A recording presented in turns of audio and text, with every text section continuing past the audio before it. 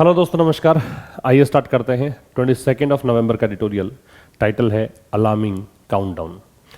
इस alarming countdown जो title है, इसमें काउंटडाउन शब्द है, ये तो नाउन है और इसका मॉडिफायर अलार्मिंग है, ये एक एडजेक्टिव है।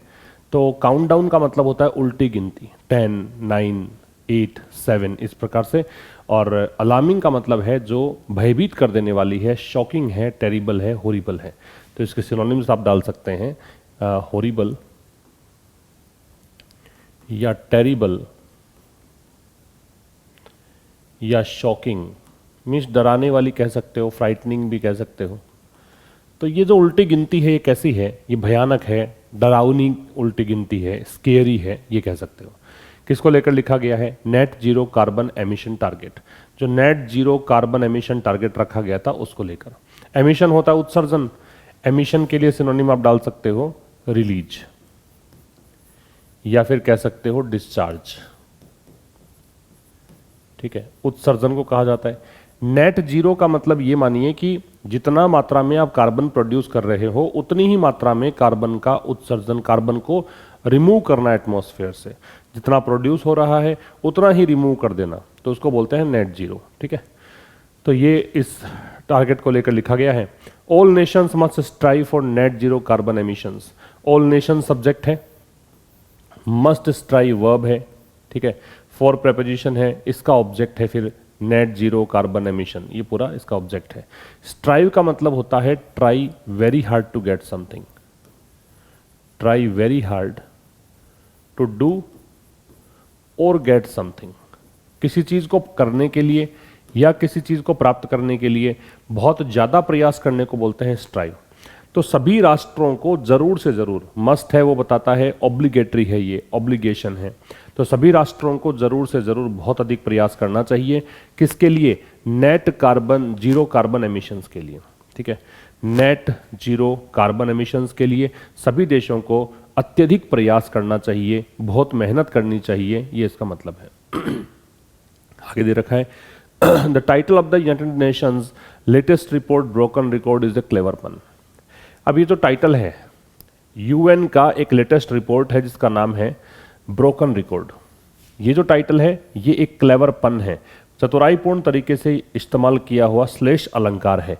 पन एक अलंकार का नाम है। इसमें होता क्या है कि कोई शब्द है वो एक अलग मीनिंग देगा, है ना, मतलब उसके दो दो मीनिंग हो सकते हैं, उसके कई मीनिंग हो सकते हैं। जैसे नेचर शब्द मान लीजिए, नेचर है, अब नेचर का मतलब स्वभाव भी होता है, नेचर का मतलब प्रकृति भी होती है, मतलब फितरत भी होती है, कुदरत भी होता है, दोनों ही मीनिंग होते हैं नेचर के। ठीक इसी तरीके से ये जो ब्रोकन रिकॉर्ड है, देखिए रिकॉर्ड ब्रेक करना, ये एक पॉजिटिव वे में भी आप ले सकते हो और एक नेगेटिव वे में भी ले सकते हो। तो यहाँ पे रिकॉर्ड ब्रेक किया है इस स्तर पे कि कार्बन उत्सर्जन जो है वो लगातार बढ़ रहा है।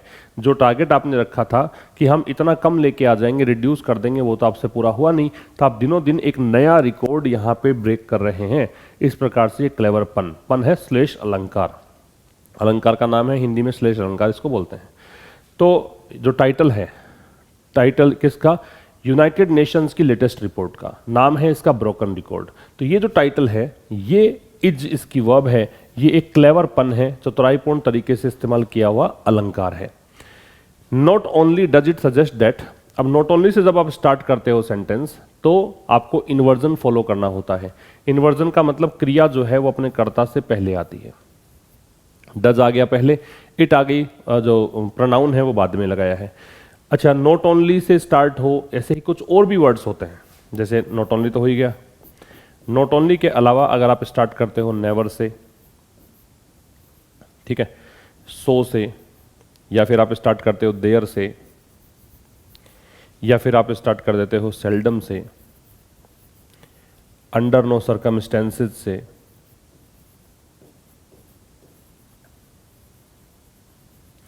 ठीक है, या फिर आप स्टार्ट कर देते हो नोर से। ये कुछ ऐसे एडवर्ब या एडवर्ब फ्रेज हैं जो कि आप इन्वर्जन फॉलो करने के लिए आपसे कहेगा, मतलब वर्ब जो है वो आएगी पहले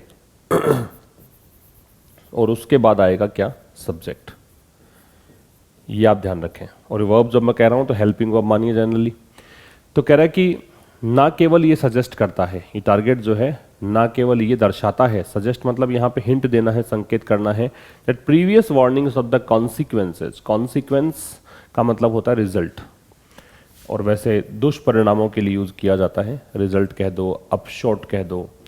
तो जो परिणाम हैं पिछले वार्निंग्स के of rising green house gas emissions, और किसके, जो बढ़ती हुई GHG गैसेज हैं उनका, आर बीइंग इग्नोर्ड, इन पिछली वार्निंग्स को क्या किया जा रहा है, इग्नोर किया जा रहा है। ये पैसिव वॉइस हो गया प्रेजेंट कंटिन्यूअस का।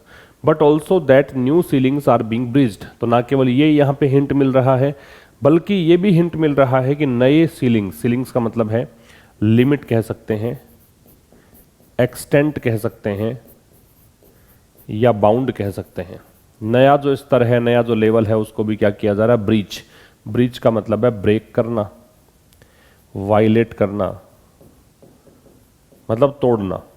तो नए स्तर यहां पे तोड़े जा रहे हैं, नए जो आपने ऊपरी सीमा एक लिमिट रखी थी उसको ब्रीच किया जा रहा है। फिर समझिए, तो ना केवल ये जो रिपोर्ट है, ये इट आ रहा है, इस रिपोर्ट के लिए पहले वर्ब आ गई, फिर वहां सब्जेक्ट आ गया, ये लग गया इन्वर्जन। तो ना केवल ये यहाँ पे दर्शाता है कि जो पिछली वार्निंग्स थी किसकी, कि जो बढ़ते हुए ग्रीन हाउस गैसेज के बारे में क्या दुष्परिणाम इसके हो सकते हैं, उस बारे में चेतावनी दी गई थी। तो ना केवल उन वार्निंग्स को इग्नोर किया जा रहा है, बल्कि नए लिमिट, नए स्तर पे रिकॉर्ड ब्रेक किए जा रहे हैं। नई जो लिमिट रखी गई थी कि इससे ज़्यादा एमिशन नहीं होना चाहिए GHG का, उन सबको भी ब्रीच किया जा रहा है, उसका भी उल्लंघन किया जा रहा है। इसका स्क्रीनशॉट आप ले लीजिए। आगे कह रहे थे annual emissions report usually timed close to the beginning of the climate talks. तो जो एनुअल एमिशंस रिपोर्ट है, एनुअल एमिशंस रिपोर्ट का मतलब हो गया वार्षिक उत्सर्जन रिपोर्ट, ठीक है। यूजुअली टाइम्ड, जिसका सामान्यतया टाइमिंग क्या रहता है, क्लोज के साथ टू लगता है, भी ध्यान रखना। The beginning of the climate talks, beginning का मतलब शुरुआत, क्लाइमेट टॉक्स का मतलब पता ही है आपको, क्लाइमेट के बारे में बातचीत। तो कह रहा है कि जो एनुअल एमिशंस रिपोर्ट है, सामान्यतया इसका टाइमिंग क्या था, मतलब कहें कि कब ये, मतलब ये रिपोर्ट आई थी, जब क्लाइमेट टॉक शुरू हुई थी उसके नज़दीक लगभग। जब क्लाइमेट टॉक हम करते हैं तभी ये रिपोर्ट, मतलब एनुअल एमिशन रिपोर्ट आती है। इसका टाइमिंग ये रहता है, इसका शेड्यूल ये रहता है। ये रिपोर्ट जारी कब होती है, जब जब हम क्लाइमेट टॉक्स करते हैं, क्लाइमेट मीटिंग करते हैं तब। रीइटरेट्स, तो ये रिपोर्ट की वर्ब है रीइटरेट। रीइटरेट का मतलब होता है रीस्टेट, फिर से दोहराना। आप इसे कह सकते हो रिपीट या से अगेन। तो ये दोहराता है इन शार्पर लैंग्वेज, मतलब और कड़े शब्दों में। शार्पर मतलब थोड़ा सा असर्बिक तरीके से, थोड़ा बिटर वर्ड्स का इस्तेमाल करते हैं, हार्श लैंग्वेज का यूज करके, दैट प्रोग्रेस की जो प्रगति है since the Paris agreement of 2015 की, पेरिस समझौता हुआ था 2015 में, तब से लेकर आज तक जो प्रोग्रेस है वो रही है टार्डी। टार्डी का मतलब होता है स्लो या डिले, बहुत धीमी रही है प्रगति, ये मतलब है इसका। फिर समझिए, एनुअल एमिशंस रिपोर्ट जो है इसकी वर्ब है रीइटरेट्स। तो सामान्यतया जिसका टाइमिंग रहता है क्लाइमेट टॉक्स के शुरुआत में। एक बात आप यहां पे ध्यान रखेंगे कि जब भी बिगिनिंग यूज करते हो आप, या फिर मिडल यूज करते हो, या एंड यूज करते हो, क्या क्या शब्द बताए मैंने, बिगिनिंग, या फिर आप यूज करते हो मिडल, और या फिर आप यूज करते हो एंड, इन तीनों से पहले हमें किसका प्रयोग करना होता है, द का। यह आप ध्यान रखिए, इन तीनों से पहले ही किसका प्रयोग करना होता है, द का, ठीक है। तो कह रहा है कि जो एनुअल एमिशंस रिपोर्ट है जिसका टाइमिंग लगभग कब रहता है, क्लाइमेट टॉक्स के शुरुआत के नज़दीक रहता है, क्लोज के साथ टू लगता है। ये दोहराती है थोड़े से ज़्यादा कठोर शब्दों में कि जो प्रोग्रेस रही है 2015 जब ये अग्रीमेंट हुआ था, पेरिस अग्रीमेंट, वो प्रोग्रेस टार्डी रही है, वो प्रोग्रेस धीमी रही है। हैज़ बीन दे रखा है तो प्रेजेंट परफेक्ट टेंस है ये, ठीक है। The stated goal, goal noun है, स्टेटेड यहाँ पे एडजेक्टिव है, और ये कौन सा एडजेक्टिव है, ये पास्ट पार्टिसिपल है। तो जब कोई वर्ब को आप थर्ड फॉर्म में लेते हैं और वो एडजेक्टिव का काम करता है तो उसे हम बोलते हैं पास्ट पार्टिसिपल। वहीं अगर आईएनजी रूप में लेते हो आप किसी वर्ब को और एडजेक्टिव का काम करे तो उसे हम बोलते हैं प्रेजेंट पार्टिसिपल। तो जो स्टेटेड गोल है, वो लक्ष्य जिसके बारे में आपने कहा है, स्टेट किया है, अभिव्यक्त है, was to keep temperatures from rising. अब कीप फ्रॉम का मतलब होता रोकना, ये जो दे रखा है आपको कीप फ्रॉम, इसका मतलब है स्टॉप, रोकना, ठीक है। तो जो लक्ष्य था ये था कि भाई हम टेम्परेचर को क्या रखेंगे, 2 डिग्री सेल्सियस से ऊपर नहीं जाने देंगे। मोर ओवर का मतलब क्या है, मोर देन, ये यहाँ प्रेपोजिशन है, इसका मतलब है मोर देन। तो यहाँ पे लक्ष्य ये रखा गया था कि हम टेम्परेचर को 2 डिग्री सेल्सियस से ऊपर नहीं जाने देंगे, and as far as possible below 1.5 degree Celsius, और जहाँ तक संभव हुआ इससे नीचे रखेंगे, 1.5 डिग्री सेल्सियस से कम रखेंगे। और प्री इंडस्ट्रियल लेवल, और ये लेवल कब का है, जब उद्योग धंधे नहीं थे, जब औद्योगिक क्रांति नहीं आई थी, इंडस्ट्री नहीं हुआ करती थी, उससे पहले ये स्तर रहा करता था, तो उससे नीचे लेकर आएंगे, ये कहा गया था। ठीक है, तो ये लक्ष्य बताया गया था। अभी लक्ष्य पूरा होता नजर नहीं आ रहा है, इसका स्क्रीनशॉट आप लीजिए। फिर कह रहा है in the last few years, पिछले कुछ सालों में अगर देखें, in the last few years, पिछले कुछ सालों में, much of the consensus, consensus का मतलब होता है अग्रीमेंट। ये पिछले काफ़ी दिनों से हम लोग ने डिस्कस किया है इस वर्ड को, बहुत बार ये रिपीट हो चुका है। कंसेंसस नाउन है, इसका मतलब होता है सहमति, आम सहमति। तो पिछले कुछ वर्षों में जो कंसेंसस रहा है, जो अधिकतर सहमति इस बात पे रही है, हैज़ बीन, कंसेंसस की वर्ब है हैज़ बीन, वो ये रहा है, दैट यहाँ कंजंक्शन है। क्या रहा है कि we should be directing all our efforts, कि हमें हमारे सारे प्रयास किस दिशा में लगाने चाहिए, हमें प्रयास लगाने चाहिए towards keeping it below 1.5 degree Celsius, कि हम इसे 1.5 डिग्री सेल्सियस से भी कम रखें। बिलो है वो लेवल में कम होने के लिए लगाते हैं। ठीक है, तो पिछले कुछ वर्षों में अधिकांश या अधिकतर जो हमारे एग्रीमेंट रहा है, इस बात को लेकर रहा है कि हमें हमारे सारे प्रयास लगाने चाहिए किस तरफ, 1.5 डिग्री सेल्सियस से कम लाने की तरफ।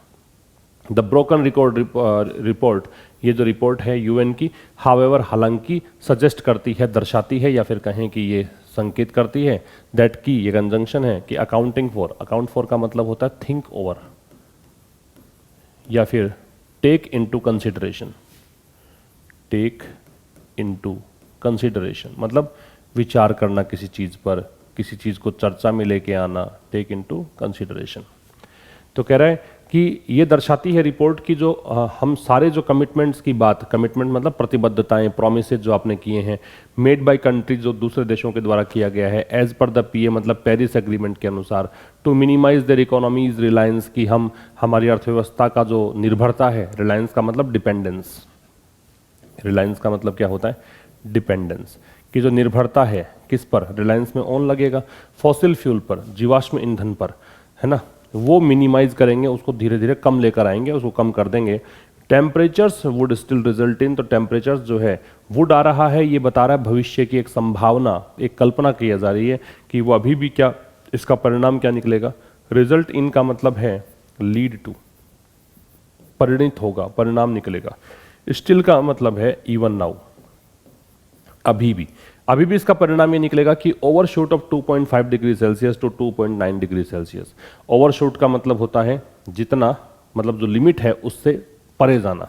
ओवरशूट यहाँ पे नाउन है, एंड डिटर्मिनर है, तो ये कहना चाह रहा है going beyond limit, going beyond limit, जो भी आपने लिमिट एक तय कर रखी है उसके परे जाना। 2.5 डिग्री से 2.9 डिग्री सेल्सियस यहाँ पे ओवरशूट होगा, मतलब जो लिमिट आपने तय कर रखी है 2 डिग्री सेल्सियस वाले, 1.5 डिग्री सेल्सियस वाली, उससे कहीं आगे जाएगा by the end of the century, इस शताब्दी के अंत तक। फिर समझिए, ब्रोकन रिकॉर्ड जो रिपोर्ट है वो हालांकि जो पीछे बातें हमने की थी उससे अलग बात कर रहा है कि हमें प्रयास तो करना चाहिए कि 1.5 डिग्री सेल्सियस से नीचे आ जाए, लेकिन जो ये रिपोर्ट है ये बताती है कि अगर हम सारी प्रतिबद्धताओं को ध्यान में रखें, है ना, जो कंट्रीज के द्वारा की गई है पीए के अनुसार, क्या प्रतिबद्धताएं हैं कि वो अपनी इकोनॉमीज का जो रिलायंस है, निर्भरता है, वो कम कर लेंगे फॉसिल फ्यूल पर। तो ये जो प्रतिबद्धताएं इनको ध्यान में रखा जाए तो टेम्परेचर फिर भी क्या होगा, 2.5 डिग्री सेल्सियस से 2.9 डिग्री सेल्सियस पहुंच जाएगा। कब तक, शताब्दी के एंड तक। ये बाई जो है वो टिल का मीनिंग दे रहा है, अंत तक।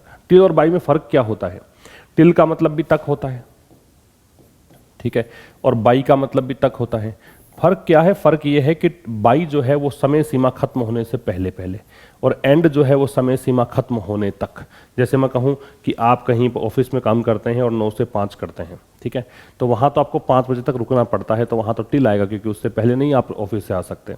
लेकिन जैसे आपसे मैं कहूँ कि आपने कोई जैसे टारगेट तय किया है कि आपको इस महीने के एंड तक इतना टारगेट अचीव करना है, तो वो उस महीने के अंत तक का मतलब है उस महीने का एंड होने से पहले पहले। तो जहाँ एंड होने से पहले पहले की बात करोगे वहाँ पे आएगा बाई, और अगर एंड होने तक की बात करोगे तब लगेगा टिल। ये दोनों में डिफरेंस होता है, ठीक है।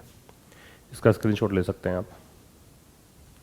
फिर कह रहा है to keep temperature below 2 degree Celsius, तो टेम्परेचर को 2 डिग्री सेल्सियस से कम रखना जो है, एमिशंस बाय 2030, तो इसके लिए क्या जरूरत पड़ेगी कि 2030 तक जो उत्सर्जन है वो मस्ट बी कट, ये पैसिव वॉइस हो गया बी के साथ थर्ड फॉर्म, कि वो 28% तक उसमें कटौती होनी चाहिए। और अगर 1.5 डिग्री सेल्सियस अगर आपको रखना है तो फिर आपको क्या ज़रूरत है, इसको कम करने की ज़रूरत है। शेव वैसे तो शेव करना पता ही आपको, और वैसे यहाँ पे जो है इसका मतलब रिड्यूस करना है, कम करना है, ट्रिम करना है, तो ये 42% तक कम करने की ज़रूरत है। समझिए फिर से कि टेम्परेचर अगर 2 डिग्री सेल्सियस से नीचे रखने की आप बात करते हो तो 2030 तक उत्सर्जन होना चाहिए कितने कटौती, 28% तक। और अगर आप चाहते हैं कि 1.5 डिग्री सेल्सियस तक रखा जाए तो फिर इनको आवश्यकता है, दे किसके लिए आ रहा है, एमिशंस के लिए। नीड यहाँ पे इसकी वर्ब है, नीड टू बी दे रखा है, ये पैसिव वॉइस का स्ट्रक्चर है कि ये कटौती करने की जरूरत है 42% तक। डेस्पाइट मैनी कंट्रीज, डेस्पाइट है वो प्रेपोजिशन होता है, डेस्पाइट के साथ ओव नहीं लगता है। बस डेस्पाइट आते ही आपको इतनी बातें मन ही मन दोहरा लेनी चाहिए कि डेस्पाइट का मतलब होता है इन स्पाइट ओव। डेस्पाइट का ये मतलब है इन स्पाइट ओव, ओव लगता है इन स्पाइट में, डेस्पाइट में ओव लगता नहीं है, ये बात आप ध्यान रखें। तो despite many countries having promised to be net zero, अब अनेकों देशों ने ये वादा तो किया है कि वो नेट जीरो प्राप्त करेंगे, है ना, ये जो कार्बन एमिशन है या GHG एमिशन है वो हम नेट जीरो प्राप्त कर लेंगे। इसके बावजूद meaning no net carbon emissions, इसका मतलब हो गया कि कोई भी कार्बन एमिशन हम नहीं करेंगे। The report does not think these promises are credible, अब इनके बावजूद भी कि देशों ने वादे तो किए हैं लेकिन इसके बावजूद जो रिपोर्ट है ब्रोकन रिकॉर्ड वाली, वो अभी नहीं उसको लगता है, उस रिपोर्ट में नहीं लगता है कि ये प्रोमिसेस जो हैं क्रेडिबल हैं। क्रेडिबल का मतलब विश्वास के योग्य, बिलीवेबल नहीं है, ठीक है, ट्रस्टवर्दी नहीं है। And even in the most optimistic scenarios, और कह रहा है कि अगर सबसे पॉजिटिव सिनारियोज भी देखे जाएं, ऑप्टिमिस्टिक होता है आशावादी, इसका एक सिनोनिम नोट कर लीजिएगा रोजी। अगर आप बिल्कुल ये परिदृश्य को बोलते हैं, स्थितियों को बोलते हैं, तो अगर स्थितियां हमने सारी पॉजिटिव भी मान ली कि हम पॉजिटिव माहौल में अगर सोचें तो the likelihood of keeping emissions below 1.5 degree Celsius are 14%। Likelihood का मतलब है संभावना, पॉसिबिलिटी, पॉसिबिलिटी। तो संभावना जो है एमिशंस को कम करने की, 1.5 डिग्री सेल्सियस से कम रखने की, वो संभावना जो है वो अभी भी कितनी है, क्या 14% है। फिर समझिए, कह रहा है कि भाई बहुत सारे देशों ने वादे तो किए हैं, हैविंग प्रॉमिस्ड का मतलब है कि वो वादे कर चुके हैं, पर परफेक्ट पार्टिसिपल होता है हैविंग के साथ थर्ड फॉर्म। तो इसके बावजूद भी कि उन्होंने वादे किए हैं नेट जीरो प्राप्त करने का, इसका मतलब कोई कार्बन एमिशन वो नहीं करेंगे, फिर भी रिपोर्ट को नहीं लगता है कि ये जो प्रोमिसेस हैं वो क्रेडिबल हैं। और यहाँ तक कि अगर मोस्ट ऑप्टिमिस्टिक सिनारियोज की बात की जाए तो भी जो लाइकलीहुड है keeping emissions below 1.5 degree Celsius की हम कार्बन एमिशन को रखेंगे 1.5 डिग्री सेल्सियस से कम, तो वो लाइकलीहुड जो है वो 14% है। ये लाइकलीहुड की वर्ब यहाँ पे गलत लगा रखी है, यहाँ पे आर नहीं आएगा, यहाँ आएगा इज, सिंगुलर है। ठीक है भाई, तो ये था आज के इस एडिटोरियल में। अब मिलेंगे हम कल ठीक शाम 5 बजे एक नए सेशन के साथ, तब तक नमस्कार, थैंक यू वेरी मच।